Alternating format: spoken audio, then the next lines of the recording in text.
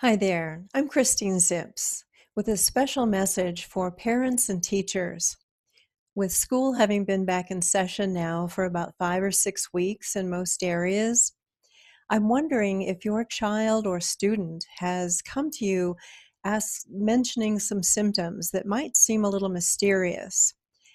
And these symptoms would include such reports as dizziness, rapid heartbeat, heart palpitations, ringing in the ears or tinnitus, nosebleed, ears bleed, just tiredness, fatigue, even passing out. These, even a rash, there's all sorts of symptoms. And I'll include a link below where you can bring that up so you can check it out a little bit more closely. But if your child has reported these symptoms, there is a possibility that they may be related to the microwave radiation emitting from the wireless devices in your child's classroom.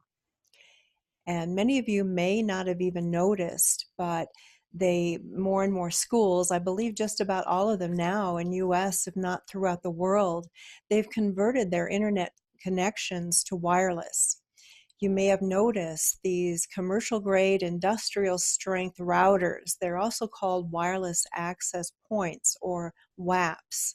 They're mounted in the ceiling above the students' heads in every classroom.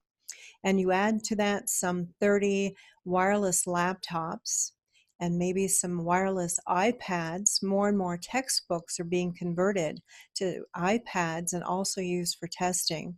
Some classrooms even allow students to use their wireless phones. I can't imagine. I think at least that could be a teacher's prerogative to ask that they be turned off, at least during class, if they're, even allowed inside the school. But some classrooms also use virtual reality headsets. And this sort of thing, it all adds to the cumulative effect that this can have on the child. Now, industry will influence the school administrators, telling them that this technology is safe. But there's a lot of money in it to them to support these lies. But the truth of it is, they are not safe. There are tens of thousands of research studies and articles, peer reviewed, published, that support the harm that's being done to children's bodies and brains.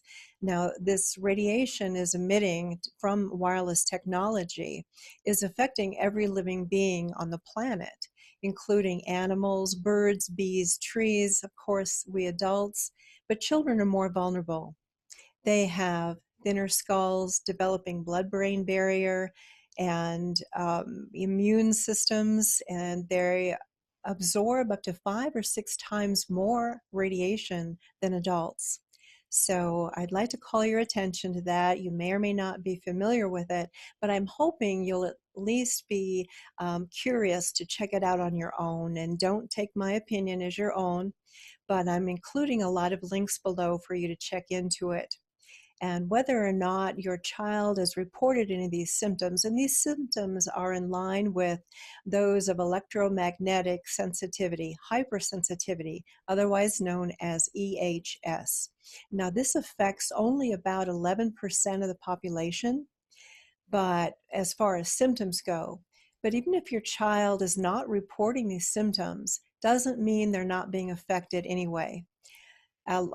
It still is impacting them. And a lot of times when we feel these symptoms, we're almost fortunate in that we're like canaries in the coal mine. When we feel the symptoms, we know something's happening to us and we check into it further.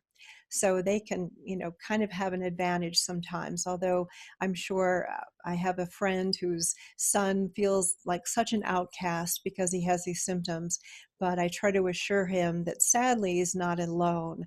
I have another good friend, Jennifer, in New Hampshire.